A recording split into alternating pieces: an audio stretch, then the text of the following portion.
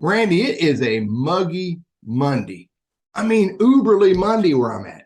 Bad weekend too, man. It was muggy as all get out. Yeah. So much for the fall being just around the corner, I guess, huh? Opening season for football. Yeah, tough week for the Panthers and my Patriots and a whole host of other teams. But hey, it's early. We still have grandiose plans for the playoffs, but that'll soon be dashed, so to speak. And I use the word dash, Teddy, because that's part of what we'll talk about later today. Yeah. I heard that story. So it could be good but to share. First, Randy Wooden with Goodwill Industries of Northwest North Carolina, director for our professional center. And I'm coming to you from my spacious cubicle at Command Central in Winston-Salem. But happy to be back at it. Took some time away and back in the saddle again. If you're a job hunter or you know a professional that might be in a job search, please have them reach out. Find me on LinkedIn, and we're happy to get them on the calendar and see what we can do to try to help you. I always tell people, Teddy, our services are free, and they are, but you get what you pay for. But no, we do good work, and all we ask is when somebody lands a job, they let us know. That's their payback. So all good on our end. Teddy, you're 10 years in on helping these folks, right? I am. I'm 10, and I've been at it long enough now where I'm seeing some people for that second and unfortunately even third time over that 10-year period. But hey, that's just it's what we do, and if people run into the mud for whatever reason, then we're here to try to help. Yeah, cool. So those that never met me, I'm Teddy. I'm a LinkedIn strategist, trainer, and coach. I'm also a Google Workspace professional, teaching Google Workspaces business tools.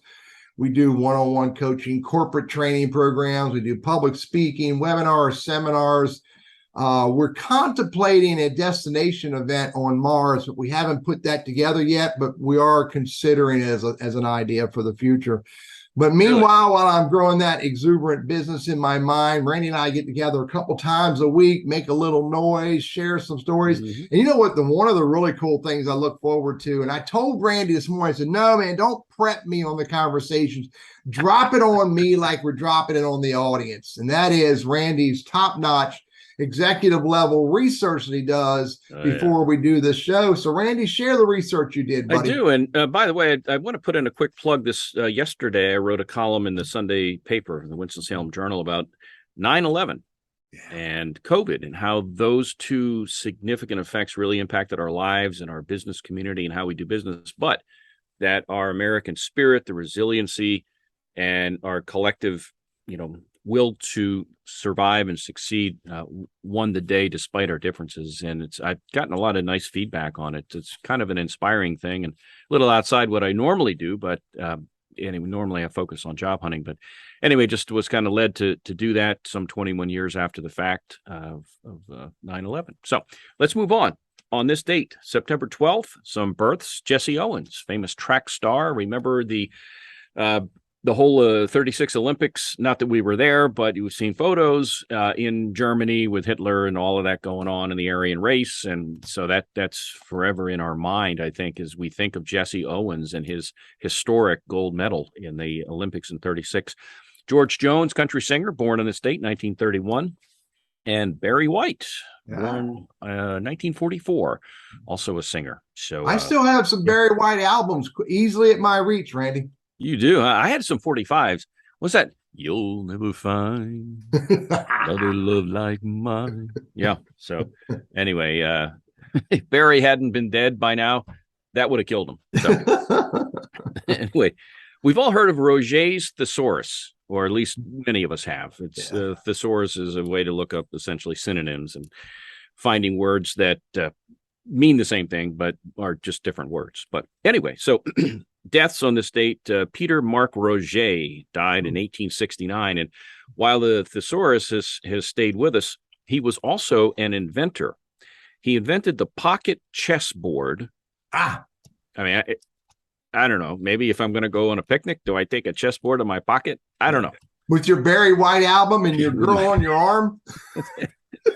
And I'm reading a thesaurus. That's a pretty sexy thing to do. There you go. I'm in love with you. Wait, no, I'm infatuated with you. I am, you whatever. Fascinate me.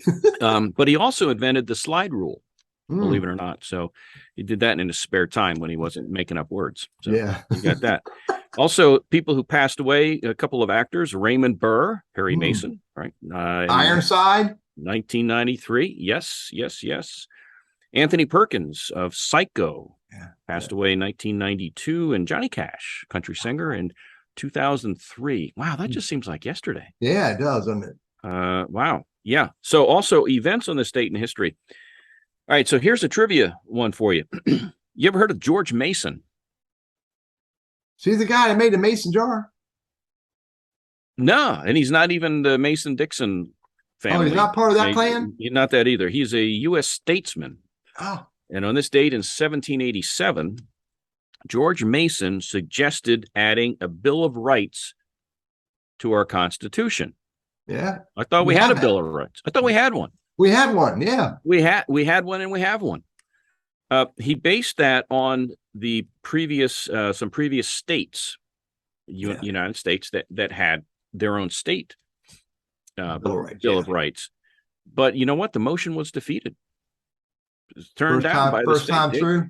Yeah, first time through. A couple of years later, in 1789, it got adopted. But yeah, it was shocked me. I thought that it passed, but it didn't at first. Also, in this state, here's a name.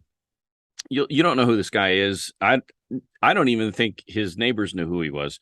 In 1933, this guy's name was Leo Szilard, Szilard, and he did something pretty outstanding while sitting at a red light in his car. Is he the first dude to do that? Whatever that. He wasn't fiddling with his phone, and he wasn't playing with the radio, and he wasn't eating. He wasn't steering with his knee. So this guy's, get a load of this. This guy's sitting at a traffic light, and he conceived the idea of a nuclear chain reaction. I mean, it happens all this. It could have happened to anybody, right? It could have been anybody. Yeah. He just left his ex-wife's apartment, and that's how that got started. I mean, yeah. So what did you do yesterday? Well, sitting around, and anyway. 1999 Farm Aid concert happened, and also on this date, some TV shows got started. I remember as a kid looking forward to the new year of TV shows, and you can look back in the 50s and 59, it was Bonanza. In the 60s, 1966, The Monkees premiered, and in 1972, last but not least, Maude premiered, a spinoff of All in the Family. Yeah. So I remember those shows. There's that.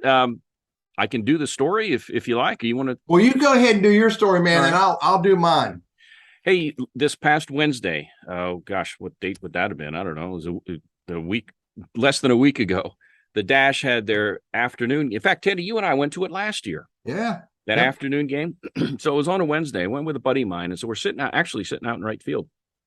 Lo and behold, they honored Jeff Smith, Smitty's Notes, on his 25 years of writing Smitty's Notes. And for those not familiar, again, it's a kind of what's happening in our community, social scene, new restaurants, new organizations, that kind of a thing. But if you're wondering about what should I do this weekend or what's happening in our community, in the Triad, that's a go-to place. So, interestingly enough, of course, Smitty was on our show as a guest some months back in February.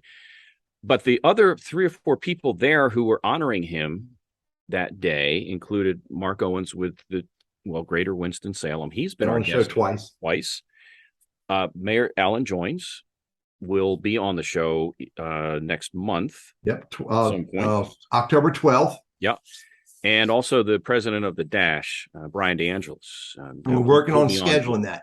Yeah, he couldn't be on. He was going to be on earlier in the baseball season, but things, life happens. And so we'll try to get him in here once the season is over, and it's over now. And hopefully things die down a little bit. We'll try to get him on. But again, just a small gathering of folks at the game. But interestingly enough, all the folks honoring him have been or will be on our show. So interesting. Yeah. Randy, my mom always says, stop being a braggart. Don't be a braggart. But, we've come a long way, dude. Yeah. Some top-notch special guests on our show, and I'm honored to make that happen and be a part of making that happen with my buddy here. Yeah, me too, Teddy. All right, here's my story. Yep. This weekend, I caught, I don't know what's it called, 60 Minutes. And it's almost like exactly the same show I watched a year ago. And it was all about 9/11. It was all about the New York Fire Department and all those firemen who were a part of that. 300 and 347, I think it's the number. I think it's 347 New York firemen who died, trying to help save people's lives. And I heard a quote this weekend that was pretty, impactful to me, that of all the people who were in the towers, a lot of people died, a whole lot of people died. Yeah. But these firemen were a part of getting 75% of the people out of the towers before they collapsed. Mm-hmm. And I mean, it's an ugly, ugly thing. And, we all know what it is. So I don't need to harp about the horror of it. But I really have a true, more powerful in my own heart appreciation for the New York Fire Department and all the others who were a part of that. I mean, the story about the fire department. So I heard that this weekend, and that really, resonated with me. Even though it was the same show, Randy, I was stuck to the screen and listening to that whole story again. It was that impactful. Yeah. And then we had this whole other thing going on. We're no longer, a part of an English territory. But yet all of us seem to be pretty, in many respects, not all, but many of us are pretty mesmerized about what goes on in England, with the monarchy there. And so our queen, the queen of 70 years passes away. And that's a big deal. And it's for me, and I would wager many of us, it's very interesting to see what's going on with, passing the torch to, to Prince Philip, who's now King Philip III. Am I saying that right? It's King Charles, right? The son. Is it Charles? Charles. Yeah, Charles. He's in. Okay, so I'm not that tied into it. So King Charles III. By the way, King Charles I was beheaded. King Charles II died of some, dastardly thing. Oh. And then we got King Charles III. So, but for me, it's interesting to watch that. You tune in to any of those? Not so much. I mean, Princess Di, and that was a big thing. And I think, people are it's kind of like the Kennedys in some ways, I think, here in the U.S. from back in the day. Not necessarily idols, but they're icons. And whether it's a celebrity or a part of the monarchy or whatever, a lot of people have a lot of feelings associated with that. So anyway, hey, we've got a great guest coming up, Teddy. She's back again. Sara Rosinsky. She's out in Colorado. She has a book called Unflubbify Your Writing. Yeah. So what does that mean? Well, it means we all struggle with words, how to spell them, proper grammar, proper punctuation, you name it. And I don't care whether you're professional or not, or curious or not, we all make mistakes. And they can detract from our credibility. Yeah. So here's a chance to get up to date on some of the trickier words, how they're spelled, how they should be used, that kind of a thing. Sara joins us on Wednesday. That'll be on the 14th, right? A couple of days from now. At 11:55, we'll have her as our guest, and we hope you can join us. So I'm looking forward to it. Hey, got a quick tip for you, and then I'll have you do a tip and take us home. Quick tip is this. Sara will be on to talk about the written word, and also in our interpersonal communication, the words we use are a very small part of the overall interpersonal communication. So body language, eye contact, handshake, the way your head is tilted, your tone of voice, all of those things are way, way, way more important. It's not to say words aren't, they are, but it's more than just the words. Now, granted, if it's an email, then all you have are the written words. But when we're communicating, whether it's in an interview or in sales or just in our interpersonal day-to-day life, be aware of more than just the actual words that we use. Yeah, I'm with you, buddy. I'm with you. So here's my tip. A buddy of mine posted this morning that he has 21,000 unread emails. And he says 99.9. He showed the number, man. It showed a screenshot of his cell phone with 21,123. And he goes, he says, I can't stand spammers and I'm done with spammers. He says, what I do is I let them pile up. And then he says, I just blow them all away all at once. Now that number would drive me crazy. But here's my point. Let me tell you what I do. What I do is I individually delete them. If they're in spam, I just select all, delete, going. if they're in my inbox and you put me in an email campaign that I didn't ask to be in, then I'm gonna flag it as I did not, I'm gonna unsubscribe and flag it as I did not subscribe to this, because I want Mailchimp and Constant Contact and HubSpot, the three big boys. Yep. I want them to know that those people are using their tools inappropriately. And by the way, that can be painful because they do that too much, they can get kicked off of them. Yeah, they can. But pick a process and be very deliberate about your process with dealing with spam. And don't get caught up in you have to have it. So that would be my suggestion is report them one-on-one. But if you want to use Philip's suggestion, just atomically blow them all up at once, that's well. So yeah, they're gone. Hey, Wednesday, dude. I'll see you Wednesday, 11:55 a.m. And it'll be a great show with Sara. Yep. See you then. See you, All right, take care. Right. Bye.